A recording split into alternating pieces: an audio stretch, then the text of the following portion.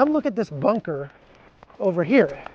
Will give us a sense of what the living conditions are like for the troops that have spent years now out on the front lines. Take a look. This is constructed out of old ammunition boxes and timbers, and with roofing made out of corrugated concrete.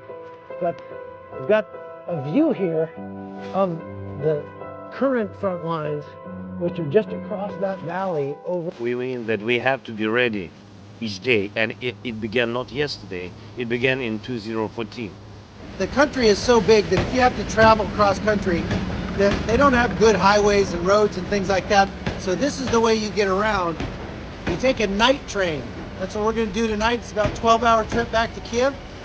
Come on.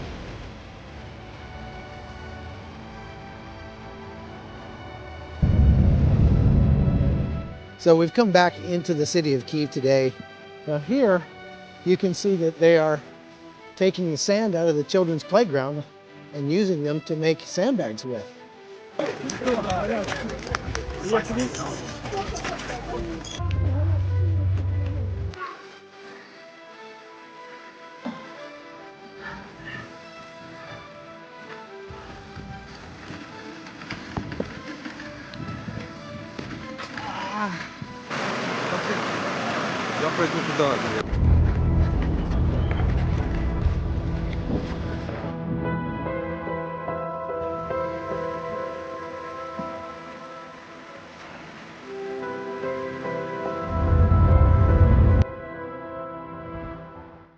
The people are picking up the pieces in this housing development in Mykolaiv that was hit with a missile. 38 people died in this building, and you look up there and just see the scale of this.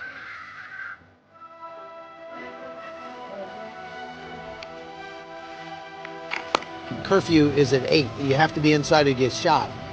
So we're trying to go rescue a 96-year-old lady that doesn't have anybody to take care of her. Which way?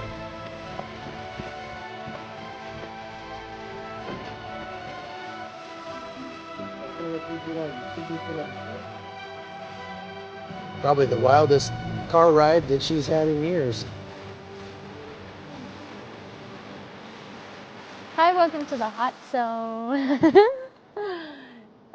Today we have the privilege of bringing food to the city of Kherson, which was under Russian occupation from the beginning of the war up until about, 4 days ago? The Russians are only about 2 miles that way. There's artillery going out. It sounds like it's going that way. It doesn't sound like it's coming in, which is good. Last night we packed about 600 boxes and a couple hundred bags of food into all these vans. And this morning we drove them here, and we're dropping them off at this hospital that will now become like a distribution center. Now that Kherson has been liberated, many people who have been stuck either inside or outside the city have been away from relatives for 6 or 7 months and are now having reunions that are absolutely wonderful to see.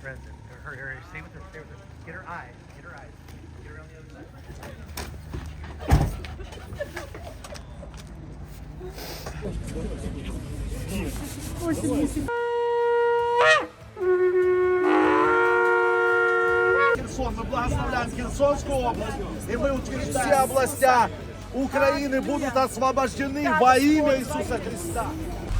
Amy's driving through the village.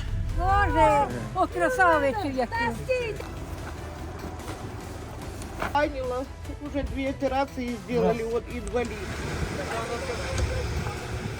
Okay, this is the town of Liman, which is actually very close to the front lines, just a few kilometers away. A real pervasive smell of death. So there were obviously a lot of bodies in here. All right, so we're down here with the Free Burma Rangers. We came down into Donetsk region, went through Kramatorsk and Slavyansk, and met up with some Americans who were fighting down here on the front lines. And so we happened to have an ambulance that was donated by Save Our Allies, and so they didn't have med coverage tonight. So we volunteered, hey, we will do your med coverage. So they came and we met at a point. We drove past all the checkpoints and started heading east to a casualty collection point. And at that point, they peeled off and went into the east. We set up the ambulance, got it positioned, got it ready, and then shortly thereafter, we started siege. Grad rockets, cruise missiles, just the night just lit up with fireworks and lights from the bombs. I just want to recognize you as a genuine hero. You guys all are. I didn't kill anyone today. I thought it doesn't work like that. This is for stuff you did before. Yeah, thank you very much. Thank you. Thank you. I appreciate it. Usually I have to give something back. I can give you a thermal grenade if you want. That's okay. I can't take it. I can't fly with it. You give me a grenade next time. If you ask me to describe what war is, I'd probably use one word to describe it. It's just a waste. It's just a waste of money, resources, a waste of lives, waste of where sometimes we run out of strength. It's just a waste.